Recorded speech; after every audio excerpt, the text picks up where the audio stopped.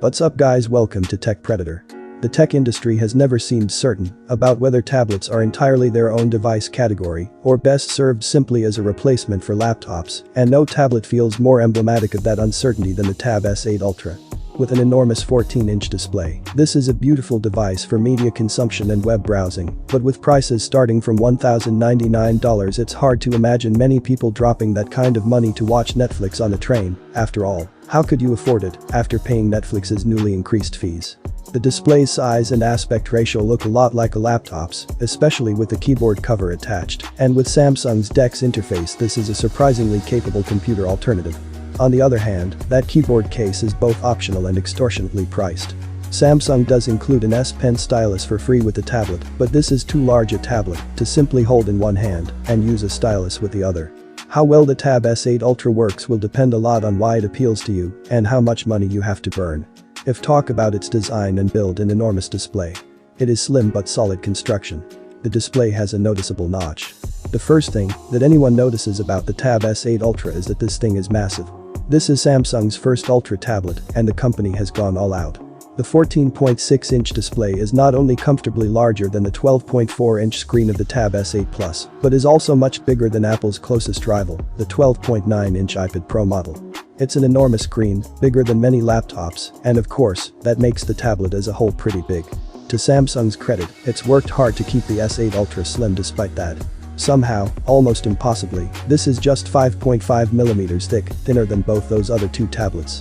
It's the sort of engineering feat that feels a bit like a magic trick, but a necessary one to manage what's already a hefty weight. 726 grams for the Wi-Fi model, and 728 grams if you add in 5G. That's heavy for a tablet, especially one you might want to hold in one hand with a stylus in the other.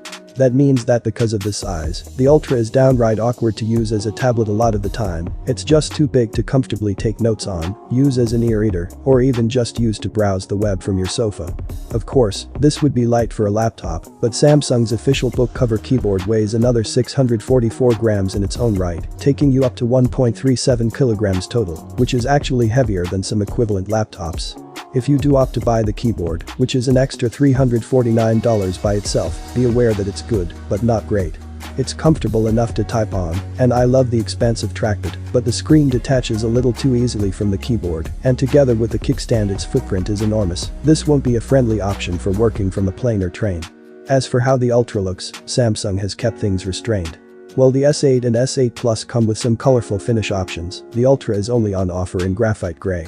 That dominates the tablet's aluminium rear, apart from a small Samsung logo, antennae lines, and black strip running along from the two rear cameras, where the S Pen stylus can attach magnetically. If you prefer, you can also attach the S Pen to some, though not all, of the squared sides. From the front though, there is one standout design element, the notch. While Samsung has moved away from notches on its premium phones, with punch-hole selfie cameras on the S22 series and an under-display camera on the Z Fold 3, the company has made the unusual choice to put the Tab S8 Ultra's two front-facing lenses into a notch. Although the tablet does have enough of a bezel to hold onto, it apparently didn't allow enough space for these lenses. Fortunately, the slanted notch only drops a little way into the display, so for the most part it won't get in the way of content. This doesn't feel like the most elegant way of handling selfie cameras in 2022, but ultimately it doesn't feel like a major drawback. In terms of protection, the S8 Ultra's body is made out of Samsung's Armor aluminium, which I can say from experience is at least tough enough to protect an otherwise fragile Z Flip 3 from a nasty drop. The display is coated in Gorilla Glass 5, though not the latest Victa standard, but there's no IP rating for dust and water resistance protection here. The Tab S8 Ultra's display is of course the main reason it's so damn big. At 14.6-inch, this would be a pretty big screen on a lot of laptops, let alone tablets. As I've already said, that makes the tablet as a whole bulky, but of course the perk is that there's a whole lot of screen space, whether you want to use it for streaming Netflix or running multiple work apps side by side. You'd think the latter would be the obvious focus, but I'm not so sure. That's in part because Samsung has opted for an unusual aspect ratio, with a wide 16:10 ratio display that's a better match for Netflix originals and movie streaming than it is for productivity, especially at a time when work-focused laptops are moving in the opposite direction, towards boxier screens that offer extra vertical space. That's not to say that you can't work on a widescreen display like this, and of course Samsung has included plenty of software tools to do just that, which I'll discuss later, but this feels like a screen best suited to watching on. And to be fair, screens don't get much better.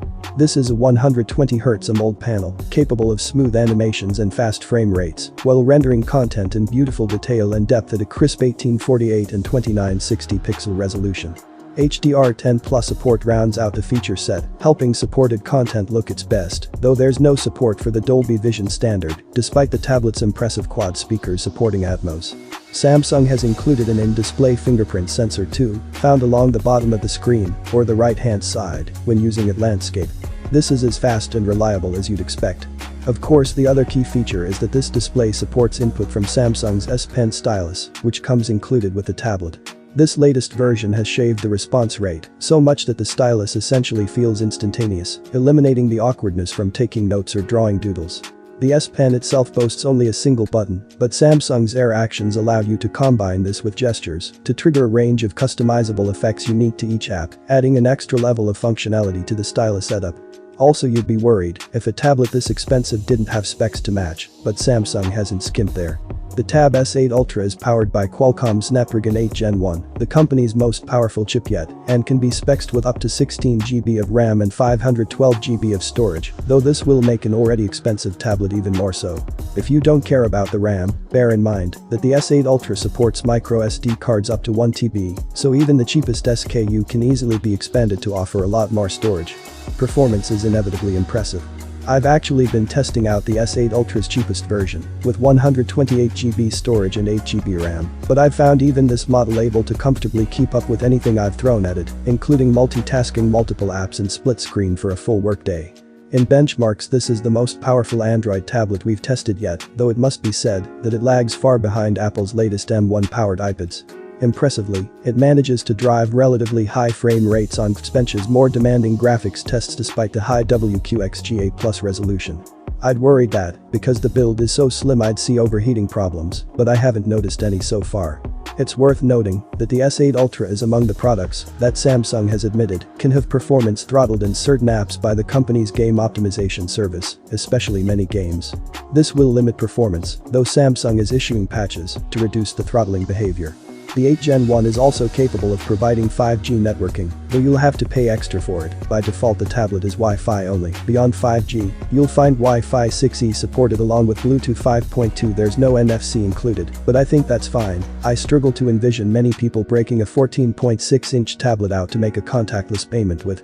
A big display gave Samsung space for a big battery, with a whopping 11,200 mAh cell here, almost triple the size of a typical smartphone battery, and more than most tablets too. Of course, with that battery needing to power top specs and a big display, it does drain fast. I've found it packs enough power to last a workday, which is probably the best bar for success here, but you'll likely want to charge it afterwards. That means you won't need to worry too much about bringing a charger out with you if you're working on the go, but will need to remember to top it up overnight. If that's not an option, charging is fast, at least by tablet standards. The S8 Ultra can use up to 45-watt charging speeds, which Samsung says can return a full charge in 82 minutes. We test smaller time increments, and I found it reach a 14% charge in 15 minutes and a 29% charge in 30 minutes. That's slower than Samsung predicts, and on that basis I'd expect a full charge to take more like 2 hours. There's an important caveat there though. I wasn't testing with an official 45-watt Samsung charger. That's because Samsung doesn't include one in the box. I tested charging with a third-party 65-watt USB Type-C PD charger, and you should be able to happily use anything similar, or indeed your phone charger, but bear in mind that you might have to pay extra to buy the official plug to guarantee Samsung's top speeds. One other downside is that there's no wireless charging support here. That's not too big of a deal for a tablet. The sheer size means this would be awkward to place on the average charging pad anyway, but it does also mean that there's no reverse wireless charging, so you can't use this to top up your phone or headphones on the go when looking at its camera and video quality. The Tab S8 Ultra has a total of 4 cameras, which may sound like overkill for a tablet, but there is some method to the madness. On the back you'll find a pair of lenses, a 13-megapixel main camera, and a 6-megapixel ultra-wide.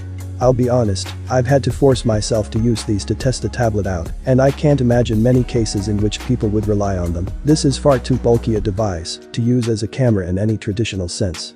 Still, no doubt use cases exist, and the cameras here aren't bad at all, especially in bright light.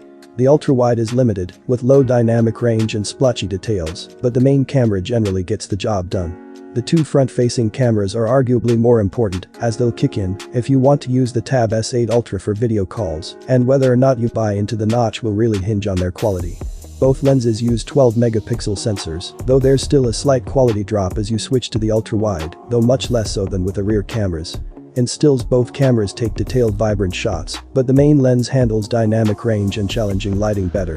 More importantly, they're both capable when it comes to video, and this is one area where the Tab S8 Ultra can edge almost any laptop on the market. If you want to take a video call on the go, the standard for laptop webcams remains embarrassingly low, while both these lenses preserve skin tone and detail and can accommodate varying types of lighting well.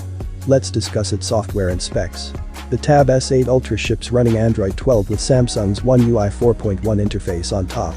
This allows some seamless integration with other Samsung devices, such as screen sharing or file transferring with Samsung phones or laptops, or quick pairing with Galaxy Buds headphones, but also brings with it a few tablet-specific optimizations. The major one is DeX mode, an optional mode that activates a desktop-style interface. This is obviously designed for productivity first and foremost, and makes the most sense when paired with the keyboard case and the mouse or trackpad. It really is the realization of this as a laptop replacement. For the most part, DeX mode works smoothly, but there are hiccups. Not every app is optimized for the mode, and some will flag warnings when you open them about possible inconsistencies. I didn't notice too many problems, except one that was a major headache for my personal workflow. One password refused to run at all while DeX mode was active, meaning I had to switch out every time I wanted to log into an account anywhere. You don't have to use DeX, of course, and even without it you can set up a productive workspace. Samsung has some of the best multitasking tools in Android right now, and with this enormous display, it's easy to set up multiple windows side by side or flip between apps. I really did find that I could comfortably work on the S8 Ultra, though given the choice I'd still opt for a full Windows laptop 9 times out of 10. This is partly because there remain small signs that Android simply isn't best on tablets. For example, the widescreen 14.6-inch display should be perfect for media streaming, but while Netflix makes the most of the huge panel, the Disney Plus app refuses to maximize content to fit the display, forcing me to watch Moon Knight with letterboxing around all four sides of the content. Plenty of other apps fail to make the most of the space available, often because they don't have tablet-optimized versions for Android at all. Problems like this may improve when Samsung decides to update the Tab S8 Ultra to Android 12L, Google's recent version update focused on big screens. This includes a taskbar and easier split-screen work, though since One UI already includes much of this, it's hard to know how big a change 12 liters would really make here. The good news is that Samsung has already confirmed it plans to issue the update as part of a generous update promise for the Tab S8 line. This tablet will receive 4 years of Android version updates, the most of any tablet out there, with a 5th year of security patches. That will see it receive not only this year's Android 13, but go all the way to Android 16 in 2025, with protective patches through 2026. Now, when discussing its price, it won't come as any surprise that the Tab S8 Ultra isn't cheap. It starts from $1,099 for the 8GB or 128GB Wi-Fi only model, rising to $1,399 and $1,249 for the 16GB and 512GB version respectively, and all the way up to £1,399 to add 5G onto that version in the UK. We're rounding up the best Tab S8 series deals we've found to help you shave that price down though. That's not the whole cost though. Well, the S Pen stylus is included, the keyboard case is not, and at $349 £299 it's a substantial additional cost. If you're hoping to use the S8 Ultra to work on, as most likely will be, the starting price is then effectively $1,449. In fairness to Samsung, Apple's 12.9 inches iPad Pro remains similarly expensive, starting from $1,099 £999, and neither are bad value given the specs in offer, but most tablet users simply didn't need all that power, and this hit them at the better served by laptop. If you mostly want a tablet to watch Netflix on, you can find an excellent one for much less even within Samsung's own Tab S8 range, though admittedly with a dinkier screen. And if you want it primarily to work on, for the same price as this tablet and the keyboard case, you'll actually find that there are excellent laptops available that will beat this on performance and ease of use. Now our verdict says that the Galaxy Tab S8 Ultra is, from a pure hardware perspective, almost certainly the best Android tablet around. Excellent performance is matched by a slender design that keeps the whole package as lightweight and comfortable as possible, given the colossal display. The question is who the S8 Ultra is for. Great as that display is for watching TV and film, this is surely too expensive a device for most to pick up for media streaming or Android gaming. And while it's a capable work device, once you throw in the keyboard case, the caliber of laptop alternatives improves drastically, most of which will still be better work machines thanks to the software limitations endemic to Android on tablets. Of course, the real edge here is versatility. No cheaper tablets will match the S8 Ultra's productivity prowess, and none of the laptops can compete as media devices. For the Tab S8 Ultra to make sense as a purchase, you'll probably need to want to use it for both of these, or at least know for sure that you'll make use of the tablet form factor as often as you will the laptop mode.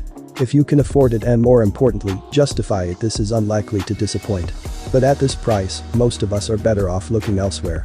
Hopefully this video was awesome to you guys. Please like this video and subscribe to my channel for more. Thanks for watching and goodbye.